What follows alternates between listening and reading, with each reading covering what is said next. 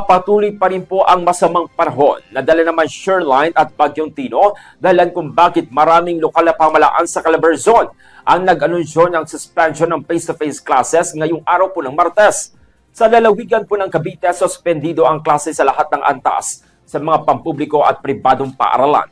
Sa lalawigan naman ng Laguna, nagkansela rin ang Santa Cruz, San Pablo City, Nagcarlan, Pila, Rizal, Cavinti, Liliw, Lumban, Kalawan, Bay, Alaminos, Mahayhay, Pagsanhan, Kalayaan, Pami at Paete. Samantala dito naman po sa Batangas Province, suspendido rin po ang klase sa lahat ng antas sa Batangas City, Calaca City, Lipa City, Santo Tomas City, Balayan, Calatagan, Cuenca, Ibaan, Laurel, Lemery, Lian, Lubo, Mataas na Kahoy, Rosario, San Jose, San Juan, Talisay, Taysan, Tingloy at Tuwi.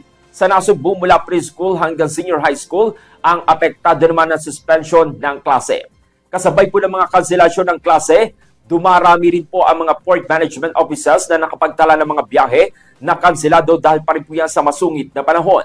Batay po sa ulat ng Philippine Ports Authority or PPA, umabot na sa 17 na port management officers sa buong bansa ang nakapagtala ng trip cancellations. Kabilang sa mga apektadong pantalan ay ang PMO Batangas, Zamboanga del Norte o Dapitan, Misamis Oriental, sa Palawan, Marinduque and Quezon, Panay and Guimaras, Agusan, NCR to North, Bohol, Eastern and Western Leyte, Masbate, Surigao, Lanao del Norte and Iligan, Bicol, Cagayan de Oro at Negros Occidental to Bacolod.